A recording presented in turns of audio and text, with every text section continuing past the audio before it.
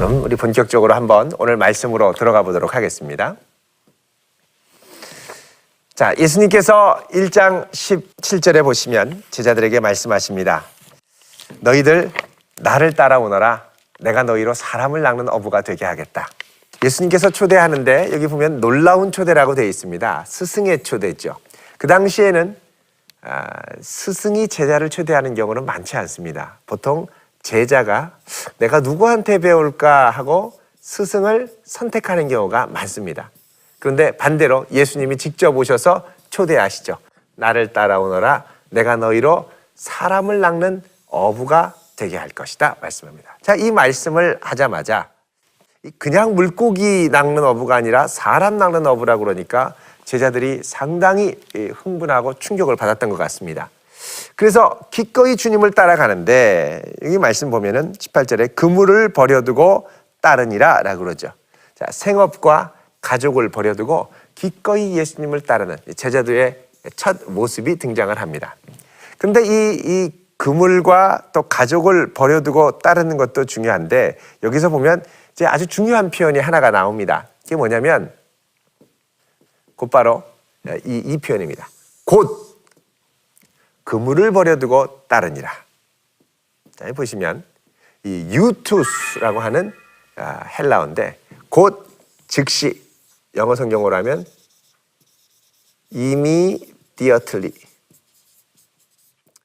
곧바로 주저함 없이 without hesitance 주저함 없이 곧바로 따랐다는 겁니다. 이 제자도의 아주 중요한 부분 중에 하나가 뭐냐면 주저함 없이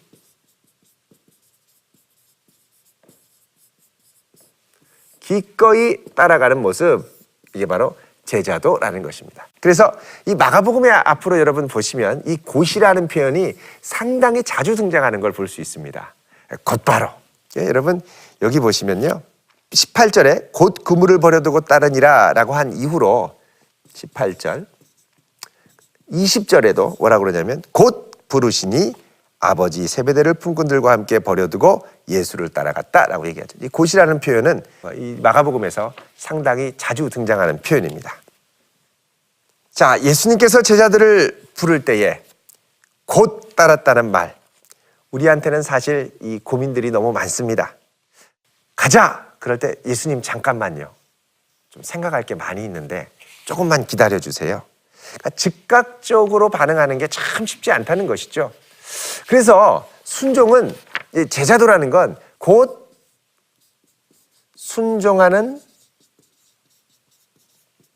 행동으로 드러나야 한다는 것입니다.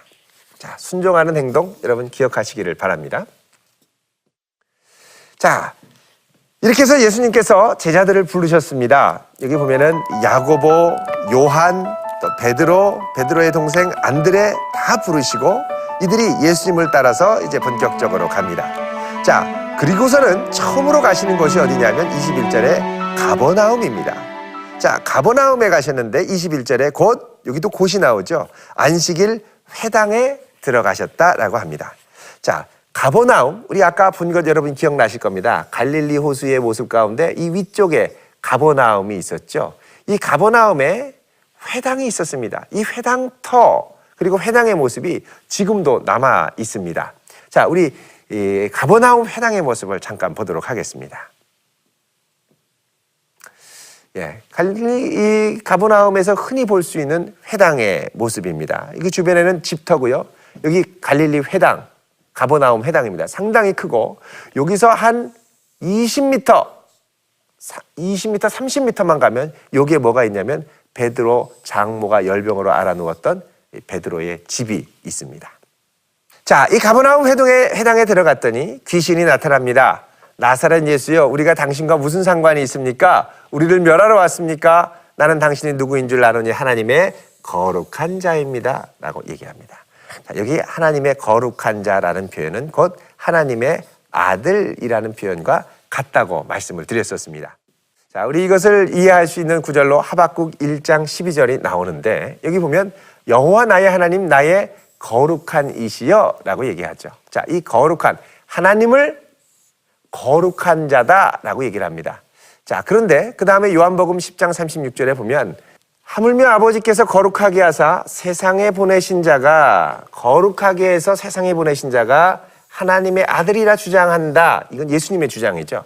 자, 하나님께서 거룩하게 하사 하나님의 거룩하게 하시니 하나님이라고 그러는데 그분이 바로 누구다? 하나님의 아들이라고 말씀하고 있습니다. 자, 이렇게 볼 때 예수님께서 하나님의 아들이라는 걸 마귀가 이제 고백을 하는 것이죠. 이때 마귀가 누군지 안다고 하면서 막 발악을 하고 소리를 지르고 그러자 예수님이 어떻게 하십니까? 나가라고 하시죠. 자, 25절에 예수께서 꾸짖어 잠잠하고 그 사람에게서 나오라 그러니까 귀신이 큰 격려를 일으키고 소리를 지르면서 나가게 됩니다. 그러면서 고백합니다. 이게 어떻게 된 거냐 하면서 권위 있는 새 교훈이로다. 귀신들에게 명한즉 순종하는도다 얘기를 합니다. 자, 여기서 예수님께서 어떤 분이냐? 권위 있는 분, 새 교훈을 주시는 분, 귀신들을 내쫓으시는 분. 자, 귀신들이 자꾸 물러가는 사역이 이제 처음으로 제자를 부르고 그 다음에 귀신을 내어쫓죠. 자, 이거는 뭐냐면 이제 하나님의 통치, 하나님의 나라가 임할 때 제일 먼저 나타나는 현상이 귀신이 물러가는데 그 이유는 하나님의 나라는 이 통치의 주체가 하나님이시기 때문에 이 하나님의 통치가 시작되면 제일 먼저 물러가야 될 게 누구냐? 귀신이라는 겁니다. 그럼 이 귀신은 이 세상 공중권세를 잡고 다스리는데 하나님의 아들이 아니고는 절대 물러가지 않는다는 것이죠. 근데 하나님의 아들이 나타나셔서 나가라 그러니까 난리를 치면서 떠나가고 도망간다는 건 뭐냐? 이제 본격적으로 이 세상의 주권자가 바뀌고 하나님의 통치가 시작된다라는 의미입니다. 그러니까 단순히 이것이 귀신이 그냥 떠나가는 사건만이 아니라 이 세상에 일어날 하나님의 통치의 격변이 시작되었다라는 것입니다. 자, 하나님의 나라가 시작됐다라는 건 뭐냐? 이제부터 이 세상을 다스리는 것은 하나님의 아들이라는 것이죠. 하나님의 아들, 황제가 아니라 예수 그리스도. 귀신들도 벌벌 떠는 예수 그리스도가 본격적으로 다스리신다라는 것입니다. 자, 이 일로 예수님의 소문이 많이 퍼지게 됐습니다. 그리고서 예수님께서 이 베드로의 집에 들어가십니다. 자, 베드로의 집에 들어가셨더니 거기에 30절에 보면은 시몬의 장모가 누워 계셨습니다. 그러자 예수님께서 그 장모의 손을 잡아 일으키셨죠. 그러자 이 열병이 떠나가고 베드로의 장모가 곧바로 예수님께 수종드는 장면이 나옵니다. 자, 이렇게 베드로의 장모가 고침을 받고 나서 그 다음에 32절에 보면 저물어 해질 때 모든 병자와 귀신 들린 자가 예수님께 나왔다라고 말씀합니다. 저물어 해질 때. 우리가 이 구절을 좀 생각해 볼 필요가 있습니다. 왜 하필이면 저물어 해질 때 모든 병자와 귀신 들린 자를 예수께 데려왔을까요? 그 이유는 바로 이 날이 어떤 날이었느냐가 중요하다는 것입니다. 자, 보십시오. 21절에 보면 예수께서 가버나움 회당에 들어가셨을 때가 안식일이었습니다. 자, 안식일은 그 전날 해 질 때부터 그 다음날 해질 때까지 계속되는 것이죠. 그러니까 저물어 해질 때라는 것은 뭐냐? 안식일이 끝날 때. 이 안식일이 끝날 때, 왜? 안식일에 병 고치는 것은 일하는 것이거든요. 안식일에 사람을 고치거나 귀신을 내쫓으면은 안식일 규례에 어긋나는 것이거든요. 그래서 안식일이 끝나자 이들이 유대인이기 때문에 안식일의 규례에 맞추어서 예수님께 고침을 받기 위해 나왔다는 것입니다. 자, 이 사람들을 예수님이 보시고 많은 이들을 고쳐주셨습니다. 자, 그런데 중요한 것은 예수님이 고쳐주시는 사역은 안식일이 끝나서부터가 아니라 사실은 21절부터 가버나움 회당에 들어갈 때부터 그리고 베드로의 장모를 치유할 때까지, 그러니까 예수님께서는 안식일에도 안식일의 본 뜻을 회복시키기 위해서 귀신 들린 자와 또 열병을 깨끗하게 하시는 역사를 이뤘다는 것입니다. 이것은 안식일의 규례를 정면으로 어긴 것으로 볼 수도 있습니다. 유대인의 관점에서는. 그러나 예수님께서는 이 안식일에 온전한 하나님의 통치와 뜻이 이곳에 이루어지도록 하셨다는 것입니다. 자, 이것을 뭐라 그러냐? 이제 반성전 주제라고 합니다. 반성전은 성전에 반한다는 것이죠. 안식일에 성전에서 제사 드리고 예배 드려야지 안식일에 병 고치고 귀신 내쫓으면 안 된다는 것입니다. 그런데 이 안식일에 성전, 참된 성전인 예수님께서 오셔서 뭐 하시느냐? 온전한 회복과 통치를 이루어 주신다는 겁니다. 이게 바로 하나님의 아들이 하시는 중요한 사역이라는 것이죠. 그래서 예수님께서 안식일뿐만 아니라 해질 때 이들을 온전케 하셨다는 것은 하나님의 아들이 과연 어떤 분이신가를 보여주는 중요한 실마리가 됩니다. 그런데 이제 아주 더 재밌고 흥미로운 것은 35절의 예수님의 기도 장면입니다. 자, 안식일 다음 날 예수님께서 35절에 새벽 아직도 밝기 전에 예수님께서 일어나셔서 한적한 곳으로 가서 거기서 기도하셨다라고 합니다. 왜 기도하셨을까요? 하나님의 아들이면 기도 안 하셔도 됩니다. 근데 기도하신 이유는 뭐냐? 이 예수님의 사역이 오직 하나님의 뜻에 온전히 합치되도록, 아버지와 아들이 하나인 것처럼 그분의 사역도 아버지의 뜻과 하나 되도록. 그래서 기도에서 내린 결론이 있습니다. 그게 바로 36절 이후입니다. 자, 예수님께서 기도하시는데 이 제자들이 찾아옵니다. 시몬과 함께 있던 자들, 그러니까 베드로와 안드레와 몇몇 제자들이 찾아왔습니다. 37절에 뭐라 그러냐? 예수님, 모든 사람들이 주를 찾습니다. 어젯밤에 이 경험했던 많은 기적이 삽시간에 퍼져나가면서 이 제자들이 흥분한 겁니다. 예수님, 이거 난리 났습니다. 많은 사람들이 예수님 찾아왔는데요. 어떻게 하면 좋아요? 그들을 만나주시죠. 잔뜩 기대하고 예수님께 말씀드렸습니다. 근데 예수님이 뭐라 그러시느냐? 38절 말씀하시죠. 우리가 다른 가까운 마을들로 가자. 아니, 이 사람들이 찾아오는데 만나주셔야 되는데 예수님 뭐라 그러냐? 다른 마을로 가자.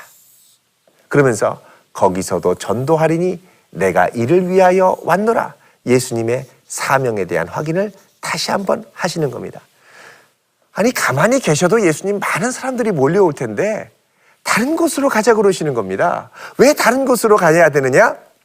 이를 위하여 왔다는 것입니다. 다른 말로 하면 예수님의 기도는 하나님의 뜻을 분별하고 이루기 위한 기도라는 것입니다. 자, 우리가 바쁠수록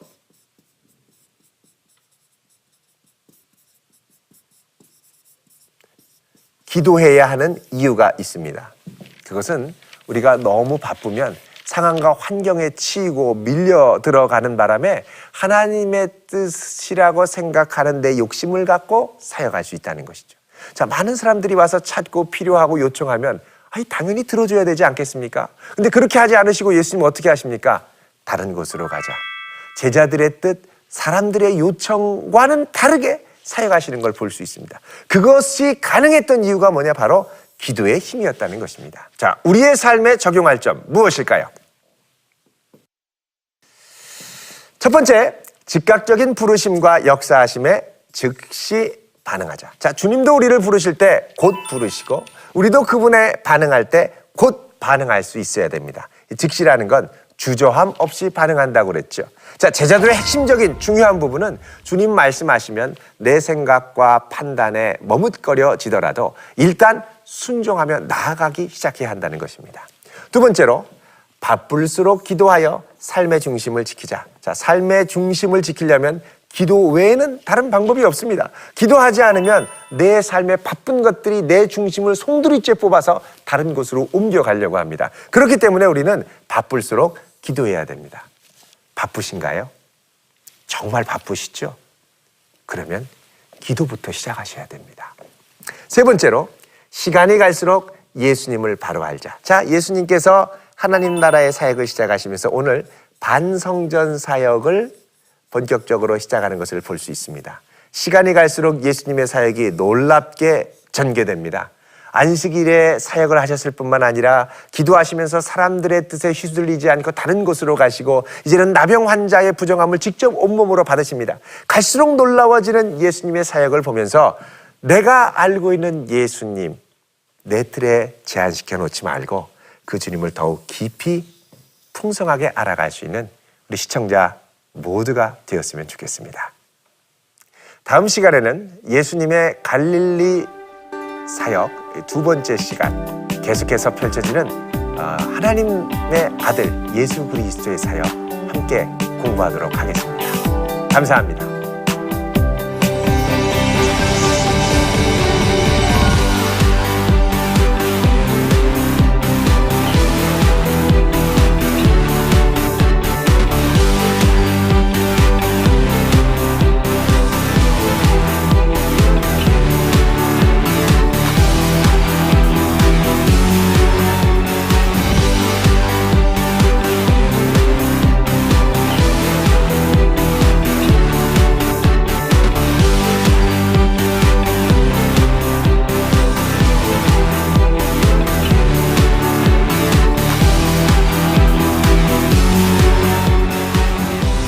이 프로그램은 시청자 여러분의 소중한 후원으로 제작됩니다.